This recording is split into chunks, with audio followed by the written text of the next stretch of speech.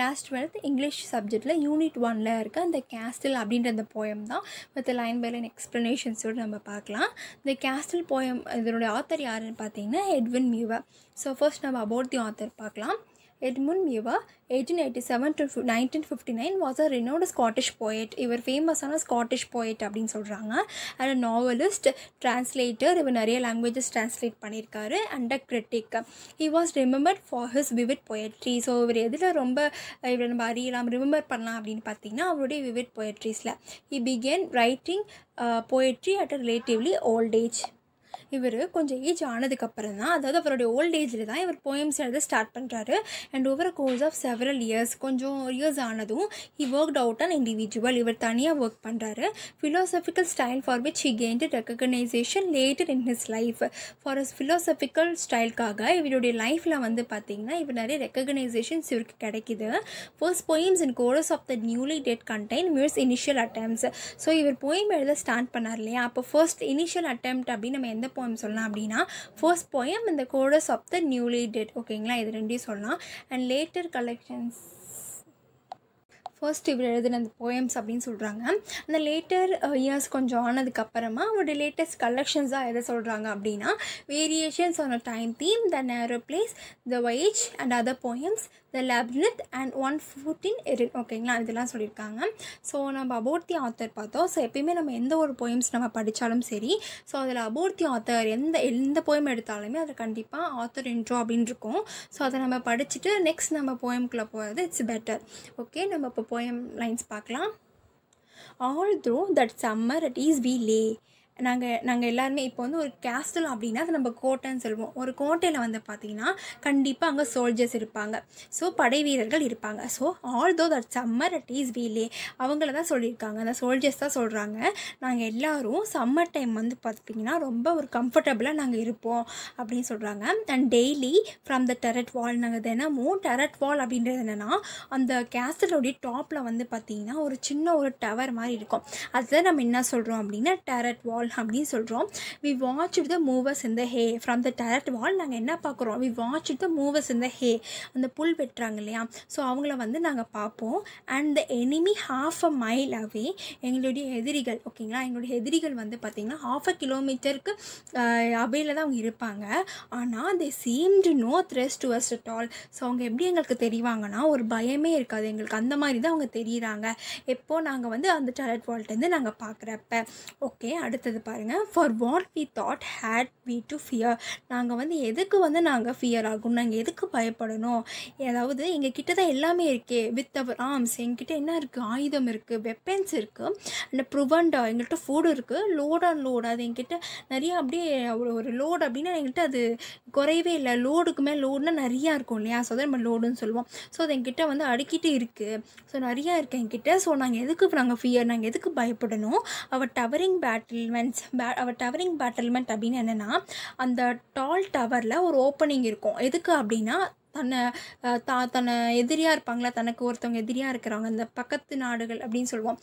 So அந்த Nations, so அவங்களோட வந்து ஃபைட் பண்ணிப்பாங்க. அப்படி ஃபைட் பண்ணுறப்ப அது மூலியமாக அவங்க ஷூட் பண்ணிட்டு கீழே குனிஞ்சிப்பாங்க. சரி, அதுதான் நம்ம டவரிங் பேட்டில்மெண்ட் அப்படின்னு சொல்கிறோம். அதுவும் அடுக்கடுக்காக இருக்குது, tier on tier. And friendly allies drawing near. So ஒரு நேஷன்ஸுக்கும் இன்னொரு நேஷனும் ஜாயின் பண்ணிப்பாங்க. ஸோ அதான் நம்ம ஃப்ரெண்ட்லி அலைஸ் அப்படின்னு சொல்லுவோம், ஒரு கூட்டாளி மாதிரி. ஓகேங்களா, ஸோ ஒரு நேஷனும் இன்னொரு நேஷனும் சேர்ந்துட்டு ஒரு நேஷனுக்கு எதுனா தே வில் ஃபைட். ஸோ அதுதான் நம்ம என்ன சொல்லுவோம்னா ஃப்ரெண்ட்லி அலைஸ். அவங்களும் எங்களுக்கு இருக்கிறாங்க. On every leafy summer road, அதாவது எவ்ரி லீஃபினா எப்பயுமே. ஓகேங்களா, எவ்ரி லீஃபி சம்மர் ரோடு அப்படின்னு அந்த இலைவடிவ அந்த சம்மர் அந்த ரோடில் அப்படின்னு சொல்கிறாங்க. நெக்ஸ்ட் பாருங்கள். அவர் கேட்ஸ் வேர் ஸ்ட்ராங். எங்களுடைய கேட்ஸ் வந்து பார்த்திங்கன்னா இங்கே கேஸ்டலுக்கு ஒரு ரொம்ப முக்கியம் அப்படின்னு பார்த்தீங்கன்னா அந்த கேட்டு தான். அந்த கேட் வந்து அவங்க எப்பவுமே ஸ்ட்ராங்காக கட்டுவாங்க. எதுக்கு அப்படின்னா எந்த ஒரு எனிமீஸும் அதுக்குள்ளே வந்துடக்கூடாது, ஈஸியாக அவங்க வரக்கூடாது அப்படின்றதுக்காக. So our gates were strong. எங்களுடைய கேட்ஸ் ரொம்ப ஸ்ட்ராங்காக இருக்குது. எங்களுடைய வால்ஸ், அவர் வால்ஸ் வேர் திக். எங்களுடைய வால்ஸ் எல்லாமே, வால்னால் செக்வர் இல்லையா, ஸோ அதெல்லாமே நல்லா திக்காக இருக்குது. ஸோ ஸ்மூத் அண்ட் ஹை, அது ரொம்ப ஸ்மூத்தாக இருக்குது. அதே சமயம் அது ரொம்ப ஹைட்டாகவும் இருக்குது. No man could win a foothold there. என்ன பண்ண முடியாது, யாரோடையும் அங்கே வந்து ஒரு கால் கூட எடுத்து வச்சு வரவும் முடியாது, அங்கே வந்து ஜெயிக்கவும் முடியாது. No clever trick could take us dead or quick. So எந்த ஒரு கிளவர் ட்ரிக், எந்த ஒரு புத்திசாலித்தனமாக எந்த ஒரு ட்ரிக்கை நீங்கள் பண்ணாலும் எங்களை வந்து உங்களால் தோக்கடிக்கவும் முடியாது, எங்களை வந்து நீங்கள் எங்களை டெட் அதாவது சாகடிக்கவும் முடியாது அப்படின்னு சொல்கிறாரு. Only a bird could have gotten. So இங்கே யார் போகலாம், இங்கே கேஸ்டலுக்குள்ளே யார் நுழையலான்னு பார்த்தீங்கன்னா வெளியிலேருந்து யார் நுழையிறாங்கன்னா ஒரு பேர்டால் மட்டும்தான் நுழைய முடியும்.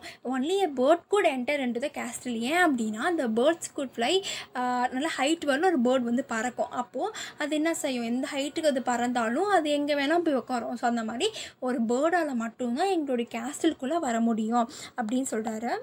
இதெல்லாம் யார் சொல்லிட்டு இருக்காங்கன்னு பார்த்தீங்கன்னா அந்த சோல்ஜர்ஸ் சொல்கிறாங்க. ஸோ எங்களுடைய அந்த கேஸ்டலை பற்றி எவ்வளோ பெருமையாக இந்த போயமில் வந்து சொல்கிறாங்க.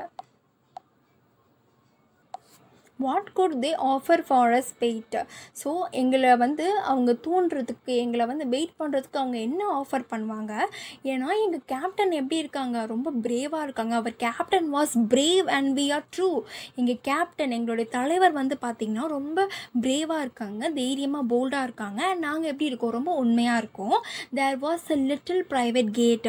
ப்ரைவேட் அப்படின்றது என்னென்னா ஒரு பாஸ்வேர்டு நம்ம எப்படி ஒரு மொபைல் போட்டுப்போம். ஸோ தட் பாஸ்வேர்டு வந்து நம்மளுக்கு மட்டும் தான் தெரியும். அது மாதிரி ஒரு ப்ரைவேட் கேட்டுன்னு சொல்லிட்டு அந்த கேஸ்டலுக்கு இருக்கும். ஸோ அது வந்து அந்த கேப்டன்ஸ் அந்த அதில் இருக்க சோல்ஜர்ஸ்க்கு மட்டும்தான் தெரியும். ஓகேங்களா. So there was a little private gate. ஒரு சின்ன ப்ரைவேட் கேட் ஒன்று இருக்குது. லிட்டில் விக்கெட் கேட் அப்படின்னு சொல்லுவோம். விக்கெட் அப்படின்னு என்னென்னா ஈவில் ஆர் மாரலி ராங். ஓகேங்களா. விக்கெட் கேட் அப்படின்றது ஒரு சின்ன ஒரு கேட்டு, சரிங்களா. அதாவது பெருசாக ஒரு கேட் இருக்கும் அந்த கேஸ்டலுக்கு முன்னாடி. அதை தவிர்த்து ஒரு சின்னதாக ஒரு ஸ்மால் கேட் வந்து இருக்கும், ஒரு ப்ரைவேட் கேட்டுன்னு கூட சொல்லலாம். ஓகேங்களா. நம்ம படிச்சோம் இந்த ப்ரைவேட் கேட் அப்படின்னு சொல்லுவோம். அந்த விக்கெட் கேட் அதுவும் இருக்குது. விசிண்டட் வார்டர் லெட் தெம் த்ரூ. ஆனால் என்ன செய்கிறார் அந்த விசிண்டட் வார்டர் அப்படின்னா என்னென்னா அந்த ஒரு கோட்டை இருக்குன்னா அதை பாதுகாக்கிறவங்க தான் நம்ம என்ன சொல்வோம் அப்படின்னா விசிண்டட் கார்டர் அப்படின்னு சொல்லுவோம். ஸோ அவர் வந்து பார்த்திங்கன்னா கொஞ்சம் வயசானவராக இருப்பார் அந்த விசிண்டட் வார்டர். ஓகே. அவர் வந்து அந்த கோட்டைக்கு வெளியில் காவலுக்காக இருப்பவர். அவருக்குமே பார்த்திங்கன்னா அந்த கேஸ்டில் பார்த்தினா எல்லா உண்மையும் தெரிஞ்சு வச்சுருக்கோம். அவர் என்ன பண்ணிடுறாரு, லெட் தெம் த்ரோ, அவங்க அந்த எனிமீஸை உள்ளே விட்டுடுறாரு, அவங்களாம் உள்ளே அனுப்பிச்சிடுறாரு. ஏன்னா அவருக்கு மட்டும்தான் ஒரு கேஸ்டில் ஒரு நேஷனுடைய அந்த கோட்டை இருக்குதுன்னா அந்த கோட்டைகிட்ட என்னென்ன சீக்ரெட்ஸ் இருக்கோ அது அந்த சோல்ஜர்ஸ், கேப்டன்ஸ், அதுக்கப்புறம் அந்த அங்கே இருக்கிற அந்த வாட்ச்மேன் எப்படி நம்ம சொல்கிறோம். ஸோ அந்த மாதிரி அந்த கேஸ்டலுக்கு வெளியே நிற்கிறவருக்கும் அந்த சீக்ரெட்ஸ் தெரியுது. ஸோ அவர் என்ன பண்ணுறாருனா எனிமீஸை லெட் தெம் இன், அவர் வந்து உள்ளே விட்டுறாரு.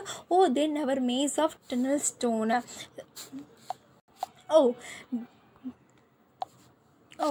Then our maze of tunnel stone grew thin and treacherous as air. அச்சோ, இப்போ எங்களுடைய அந்த குகை வந்து ரொம்ப மெலிந்துருது, grow thin, ரொம்ப மெலிஞ்சிருது, and treacherous as air, இப்போது அது வெயிட்லெஸ்ஸே இல்லாத ஒரு ஏர் மாதிரி ஆயிடுச்சு அப்படின்னு சொல்கிறாங்க. The cause was lost within a groan. அதாவது எங்களுடைய காசஸ் எல்லாமே போயிடுச்சு. எந்த ஒரு groan, எந்த ஒரு புலம்பலோ இல்லை அழுகையோ இல்லாமல் எங்களுடைய காசு எல்லாம் போயிடுச்சு, நாங்கள் லாஸ் பண்ணிட்டோம். The famous citadel overthrown, ரொம்ப ஃபேமஸான இந்த ஃபோர்ட் எங்களுடைய இந்த கேஸ்டல். ஓகேங்களா. அந்த சிறந்த ஒரு கோட்டை வந்து பார்த்திங்கன்னா இப்போ ஓவர் த்ரோன், இப்போ என்ன ஆயிடுச்சு, தோற்கடிக்கப்பட்டுருச்சு. அதாவது அதை வந்து இப்போ எல்லோரும் சேர்ந்து என்ன பண்ணிட்டாங்கன்னா அதை தோற்கடிச்சிட்டாங்க. யார், இந்த வெளியில் நின்றுட்டு இருந்த அந்த விசிண்டட் வார்டர், அவன் ஒருத்தரால் தான் இவ்வளோ ப்ராப்ளம் வந்துடுச்சு. ஏன்னா அவன் என்ன பண்ணுறான், அந்த எனிமீஸ்டேருந்து மணி, கோல்டு இதெல்லாம் வாங்கி அவங்கள லெட்டின் பண்ணிடுறான். ஸோ அதனால் என்ன ஆகுது, எல்லாம் அவங்களுடைய சீக்ரெட்ஸ் எல்லாம் அவங்களுக்கு தெரிஞ்சிடுது. ஸோ இந்த ஃபேமஸ் சிட்டடல் இப்போ ஓவர் த்ரோன் ஆயிடுச்சு. ஒரு ஃபேமஸான இந்த ஃபோர்ட் எங்களுடைய இந்த கேஸ்டல் வந்து பார்த்திங்கன்னா இப்போ தோற்கடிக்கப்பட்டுருச்சு, ஜெயிக்கலை அப்படின்னு சொல்கிறாரு. And all is secret glories bare, எல்லா சீக்ரெட்டும் வெளிச்சமாக காட்டிட்டாங்க. எப்படி, how can the shameful tale be told, இந்த ஷேம்ஃபுல்லான இந்த கதையை நான் எப்படி நம்ம சொல்கிறது வெளியில். I will maintain until my death, என்னுடைய இறப்பு வரலும் நான் வந்து இந்த மெயின்டைன் பண்ணுவேன், இதை நான் வந்து என்னுடைய மனசில் போட்டு வச்சுப்பேன். ஐ will maintain until my death, இது என்னுடைய டெத்து வரலுமே வந்து பார்த்தீங்கன்னா என் மனசில் வச்சுருப்பேன். வி குட் டூ நத்திங், நாங்கள் எதுவுமே பண்ண முடியாது, நாங்கள் இப்போ பீயிங் சோல்டு, நாங்கள் வந்து விற்கப்பட்டுட்டோம். ஒன்லி எனிமி வாஸ் கோல்டு, எங்களுடைய எனிமி யார், இப்போ ஒரே ஒரு எனிமி தான் இருக்காங்க, அது யாருன்னா கோல்டு. ஏன்னா எனிமியாக இருந்தவங்க அந்த நேஷன்ஸில் இருந்த எல்லாரும் வந்து எங்களுடைய கேஸ்டலுக்குள்ளே வந்து எங்களுடைய எல்லா சீக்ரெட்ஸும் அவங்க தெரிஞ்சிருச்சு அவங்களுக்கு. ஸோ இப்போ எங்களுக்கு எனிமினா என்னது, கோல்டு தான். அதனால் and we had no arms to fight with it. அதை எங்களால் என்ன பண்ண முடியாது, அந்த கோல்டோடு எங்களால் வந்து ஃபைட் பண்ண முடியாது. அதை ஃபைட் பண்ணுறதுக்கான எந்த ஒரு வெப்பன்ஸும் எங்ககிட்ட கிடையாது. ஏன்னா ஒரு மனுஷனை நம்ம வந்து அவனுக்கு எதிராக நம்ம ஃபைட் பண்ணணும்னா வி ஹாவ் சம் வெப்பன்ஸ். ஆனால் ஒரு கோல்டுக்கு எதிராக நம்ம எப்படி போராட முடியும்?